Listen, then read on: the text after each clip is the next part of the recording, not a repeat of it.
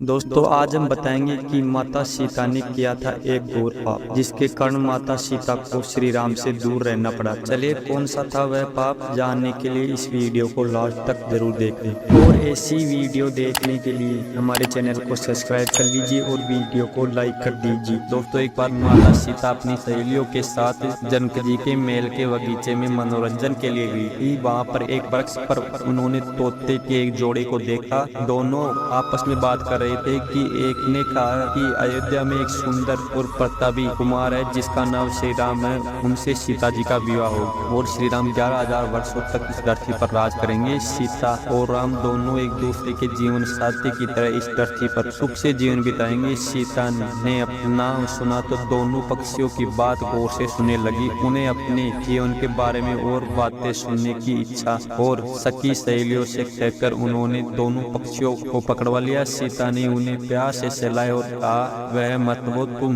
बड़ी अच्छी बात करते हो, यह बताओ कि यह ज्ञान तुम्हें कहाँ से मिला, मुझसे डरने की जरूरत नहीं है। दोनों का डर समाप्त हुआ। वे समझ गए कि यह स्वयं सीता ही है। दोनों ने बताया कि वाल्मीकि नाम के एक महर्षि है, वे उनके आश्रम में ही रहते हैं। वाल्मीकि रोज श्री राम और सीता की जीवन की चर्चा करते हैं। उन्होंने वही यह सब सुना और अब सब इंटरेस्ट हो गया है। सीता ने और पूछा तो तोते ने कहा कि दशरथ पुत्र श्री राम शिव का धनुष भंग करके और सीता उन्हें पति के रूप में स्वीकार करेगी। तीनों लोक में यह अद्भुत जोड़ी बनेगी। सीता पूछती जाती है और तोता उसका उत्तर देते जाता है। दोनों थक गए थे। उन्होंने सीता से कहा कि यह कथा बहुत विस्तृत है, कई माह लगेंगे सुनाने में। दोनों उड़ने को तैयार हुए। यह देख सीता ने कहा कि तुमने मेरे भावी पति के बारे में बताया है, उनके बारे में बड़ी जिज्ञासु हुई। जब तक श्री राम आकर मेरे वर्णन नहीं करते मेरे महल में तुम आराम से रहकर सुख भोगो। तोते ने कहा कि देवी हम वन के प्राणी है, पेड़ों पर रहकर वर्त विचरते हैं। मैं गर्भवती हूँ, मुझे घोंसले में जाकर अपने बच्चों को जन्म देना है। सीता जी नहीं मानी। तोते ने कहा कि आप जिद न करें, जब मेरी पत्नी बच्चों को जन्म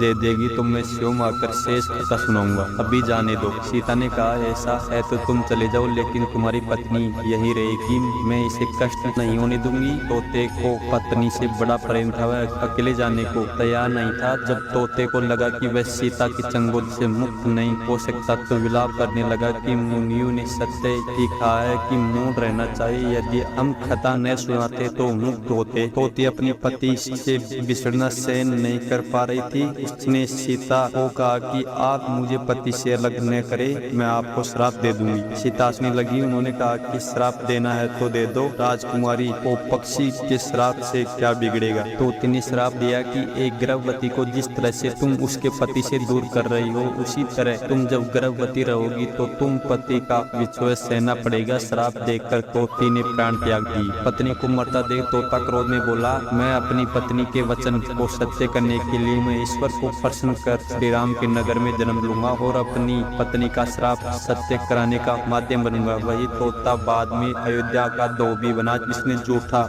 संगन लगाकर श्री राम को इस बात के लिए विवश किया कि वह सीता को अपने महल से निष्कासित कर दे। दोस्तों हम उम्मीद करते हैं कि आपको यह वीडियो पसंद आया होगा। अगर पसंद आया हो तो एक प्यारा सा कमेंट जरूर कर दीजिए। धन्यवाद।